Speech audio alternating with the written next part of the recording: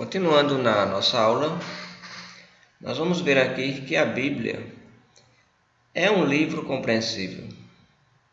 O fato de algumas pessoas não entenderem a Bíblia não significa falha da Bíblia, mas diversos fatores externos podem contribuir para que uma pessoa não tenha um bom entendimento da Bíblia. Pode ser que ela abriu em um texto e não leu todo o contexto. Pode ser que ela já recebeu uma determinada influência ou tradição religiosa ou alguma coisa que a faz confundir o que está escrito. Existem vários fatores, mas o que nós vamos ver aqui basicamente é que a Bíblia é um livro compreensível. Deus não iria ter todo esse trabalho de chamar esses profetas, muitos morreram nessa fé, para deixar um livro que ninguém pudesse entender. Isso não seria sentido e Deus não faria isso. Então vamos estudar esse assunto com mais detalhes nessa lição sobre a autoridade religiosa. Bem, temos aqui uma imagem de uma família, reunida em torno da palavra de Deus, lendo, estudando. Bem, algumas pessoas tentam provar que a Bíblia não pode ser compreendida e às vezes citam uma passagem. Essa passagem que inclusive nós lemos de 2 Pedro, capítulo 3, 15 e 16, onde Pedro diz que os escritos de Paulo contêm certas coisas que são difíceis de entender. Como prova disso, eles querem dizer então que a Bíblia é difícil de entender. Bem, veja bem, a passagem não diz que todas as coisas são difíceis de entender. Ela fala certas coisas, concluindo-se então que a maioria das escrituras é de fácil entendimento, ou seja, é fácil de ser compreendida. O versículo também não diz que essas algumas coisas não podem ser compreendidas, mas apenas que são difíceis para a nossa compreensão, deduzindo-se então que elas podem ser entendidas. O versículo diz mais, diz que os ignorantes estáveis, ou seja, aquelas pessoas que não têm o cuidado de querer estudar, de querer analisar, aproveitam de qualquer coisa e não entendem. E o que fazem? Deturpam as escrituras. E o pior, transmitem para outros que também vão entender errado. Por isso que é muito importante esse estudo da Bíblia, esse estudo que você está fazendo, para buscar realmente entender, compreender, para poder ensinar o que realmente o texto está dizendo, não o que as pessoas querem que o texto diga, não é isso? Então, a própria finalidade das escrituras prova que elas podem ser compreendidas. Uma vez que elas foram escritas, primeiro ponto, para serem lidas e obedecidas por todos e para esclarecerem a todos. Bem, as escrituras foram preparadas para serem lidas e obedecidas por todos, não por algumas pessoas, não somente por teólogos, estudiosos, por qualquer pessoa. João escreveu para que os incrédulos as lessem e crescem em Jesus. Jesus realizou na presença dos seus discípulos muitos outros sinais miraculosos que não estão registrados nesse livro, mas esses foram escritos para que vocês creiam que Jesus é o Cristo, o Filho de Deus, e crendo, tenham vida em seu nome. Quem é que iria ler, precisar crer? Pessoas que não criam, que não tinham fé. Iriam ler, iriam ver o que Jesus fez, iriam entender que Jesus realmente era o Filho de Deus, era o caminho. Paulo também dirigiu suas cartas a todos os membros da igreja. Temos aqui exemplo de Romanos, Coríntios, Filipenses. Ele vai dizer: a todos que em Roma são amados de Deus e chamados para serem santos, a vocês, graça e paz da parte de Deus nosso Pai e do Senhor Jesus Cristo. Então, Paulo está dirigindo a todos. Então, a carta é para a igreja. A carta não é somente para os líderes da igreja. Segundo Coríntios, Paulo, o apóstolo de Cristo Jesus, pela vontade de Deus, e o irmão Timóteo, a igreja de Deus que está em Corinto, juntamente com todos os santos de toda a Caia. A vocês, graça e paz da parte de Deus nosso Pai e do Senhor Jesus Cristo. A todos os santos, todos os membros. Paulo e Timóteo, servo de Jesus Cristo, a todos os santos em Cristo Jesus que estão em Filipos. Aí ele cita também os bispos e diáconos. Então, era para ser lidos por todos e entendida por todos. Ele deu essa ordem para que essas epístolas fossem lidas para toda a igreja. Responsabilizo-os diante do Senhor para que essa carta seja lida a todos os irmãos. Então, o que é que acontecia? Quando chegava a carta de um apóstolo, alguém ia, reunia toda a igreja e a carta era lida para que todos ouvissem e entendessem. Depois que essa carta for lida entre vocês, façam que também seja lida na igreja de Laodicenses e que vocês igualmente leiam a carta de Laodiceia. Então, veja aqui que Paulo tinha a carta de Laodiceia, tinha a carta para os Colossenses e queria que ambos lessem e ouvissem a mensagem que estava escrita. Obediência completa foi pedida a todos os leitores e ouvintes das Escrituras. Temos aqui o texto de Deuteronômio, um texto antigo do Antigo Testamento, né? E veja que é dito, olha, reúnam o povo, homens, mulheres e crianças e os estrangeiros que morarem nas suas cidades, para que ouçam e aprendam a temer o Senhor e o seu Deus e sigam fielmente todas as palavras dessa lei. Então, a Bíblia não foi escrita simplesmente para ser um livro modelo de religião, assim, não. Ela foi escrita para que todas as pessoas pudessem ler, entender e obedecer. Porque nós queremos, no final dos tempos, ir para Deus, não é verdade? Como vai ser possível isso se não ler nem entender a Bíblia? Se alguém não obedecer a nossa palavra por essa carta, marque-o, identifique-o e não se associe com ele, para que sinta envergonhado. Paulo escrevendo para a igreja de Tessalônica, né? Dizendo que se não obedecesse a carta, por quê? Porque era a carta de Cristo, mensagem de Jesus, dada pelo Espírito através dos apóstolos. As Escrituras foram então escritas para serem lidas e seguidas por todos. Por que escrever para quem não pode compreender? Não faz sentido. Por que pedir obediência para aquele que não pode ser entendido?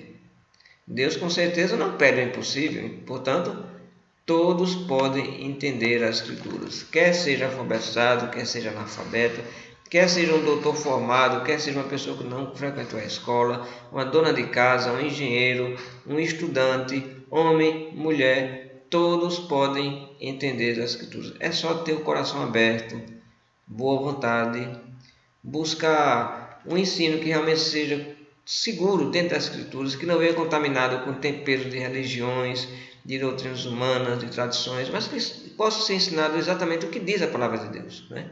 E que possamos também comparar diferentes pontos de vista, ler a Bíblia bem, e é possível você entender realmente o que é que está escrito.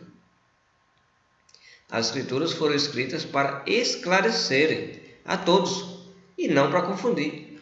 João escreveu a respeito de coisas nas quais seus leitores pudessem crer e não só porque pudesse provocar incredulidade. Paulo disse especificamente a todos os membros da igreja em Éfeso, pelo qual, quando leres,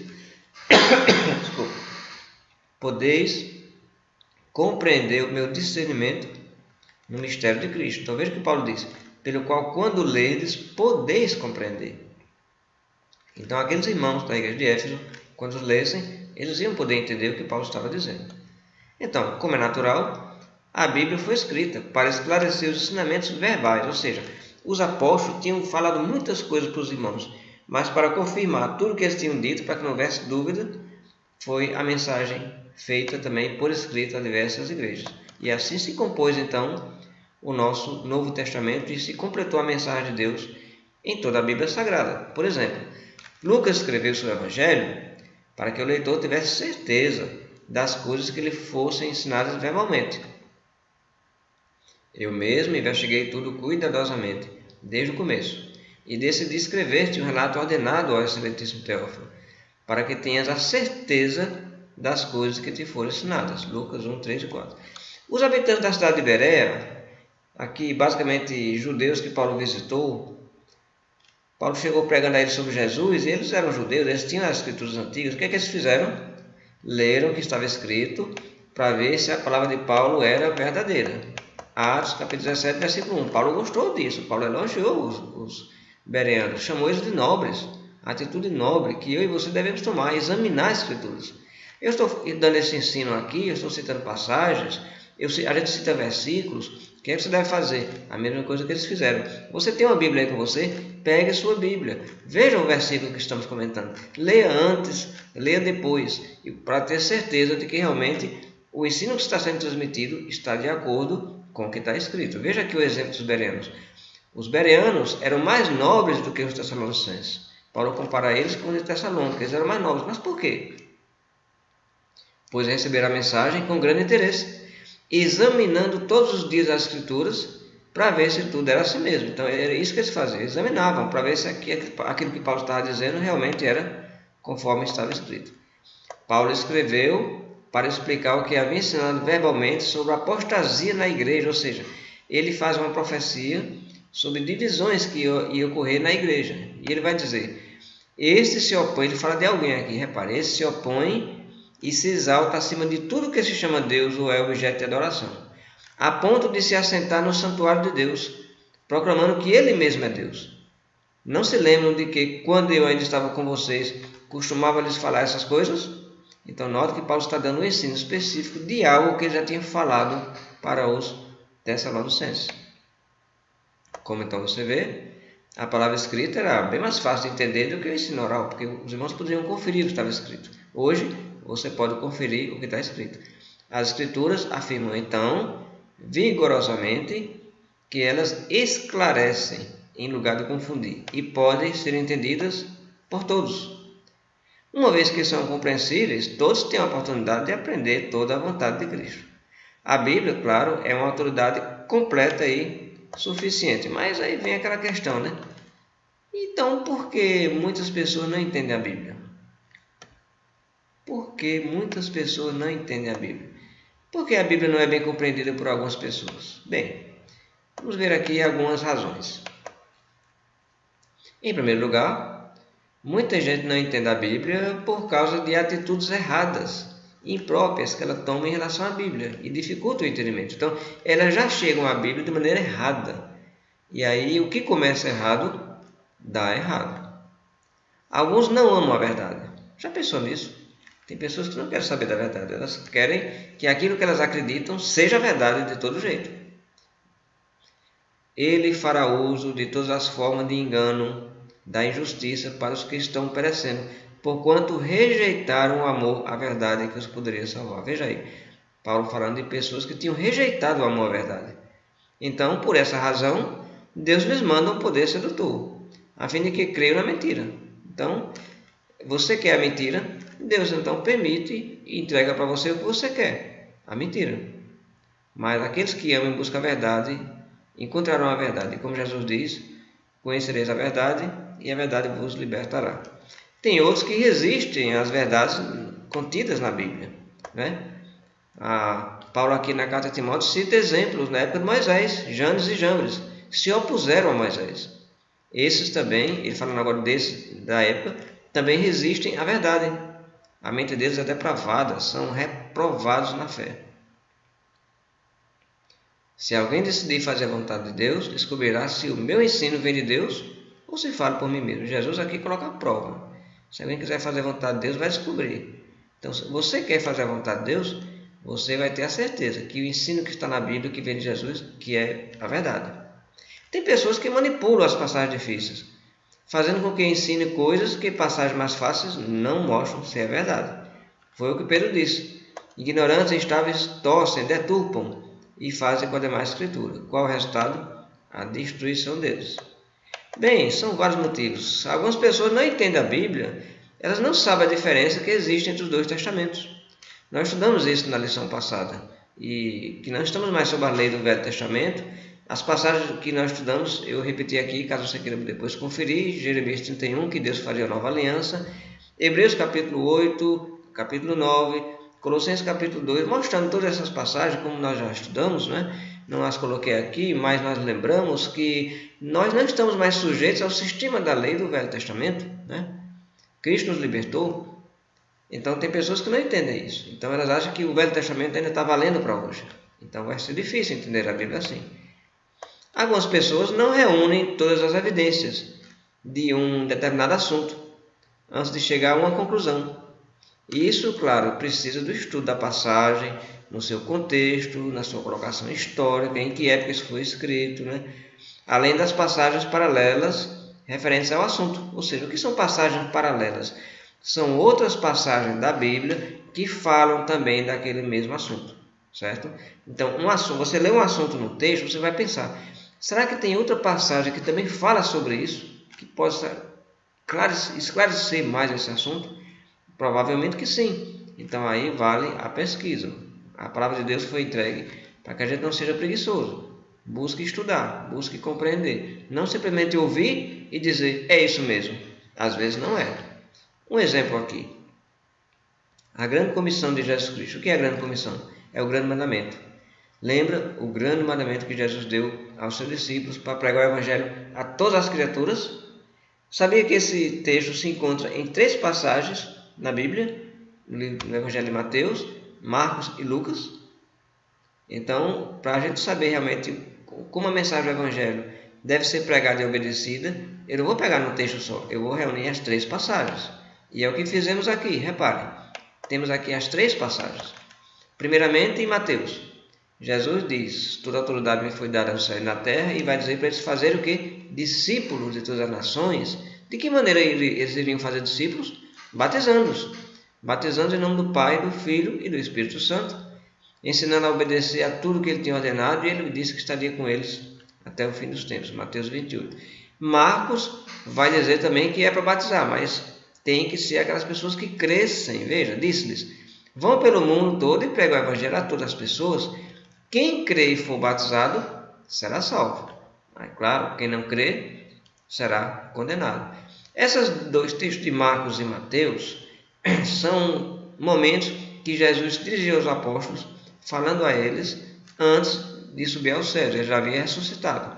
Mateus registra uma parte do que Jesus disse. Marcos registra mais alguma coisa que Jesus falou também nesse sentido. E Lucas também vai lembrar que Jesus falou sobre o arrependimento.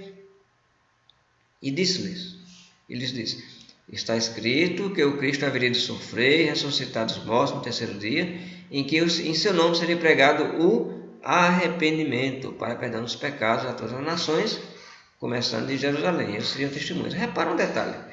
Em Mateus ele diz fazer discípulos como? Batizando. Em Marcos ele diz que os batizados tinham que crer. Tinham que crer e ser batizados. E Lucas fala do arrependimento. Qual a conclusão que chegamos? Que para aceitar a mensagem do Evangelho, se tornar um discípulo, um seguidor de Jesus, eu tenho que crer, Marcos 16, eu tenho que me arrepender, Lucas 24, e eu tenho que ser batizado em nome do Pai, do Filho e do Espírito Santo, Mateus 28. Reunimos aí os 3 pontos. Mas o que aconteceria se a pessoa pegasse só um texto isolado? Por exemplo, se a narração de Lucas for tomada isoladamente, alguém vai dizer que não precisa fé, ele está falando só de pregar o arrependimento, basta se arrepender. Ia concluir que a fé não é necessária para a salvação, uma vez que a passagem de Lucas não fala de fé.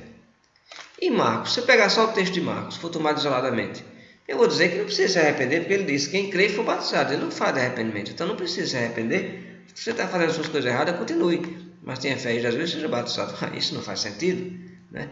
O fato é que a fé, o arrependimento e o batismo são todos necessários para a salvação. Para obter essa verdade completa, eu vou estudar as 3 passagens. E não apenas uma delas, porque as 3 passagens falam a mesma coisa. O que fazer para crer, para aceitar o Evangelho, para aceitar o caminho de Jesus. Em 4º lugar, alguns não entendem a Bíblia porque não estudam nem leem a mesma como fariam com outros livros. Eles consideram a Bíblia misteriosa, um livro de segredos, né? Quando na verdade ela ensina e transmite informações como qualquer outro livro. A Bíblia ensina de 3 maneiras. Na próxima videoaula, vamos ver, muito importante esse ponto aqui, quais são as 3 maneiras que a Bíblia ensina e que você pode aprender.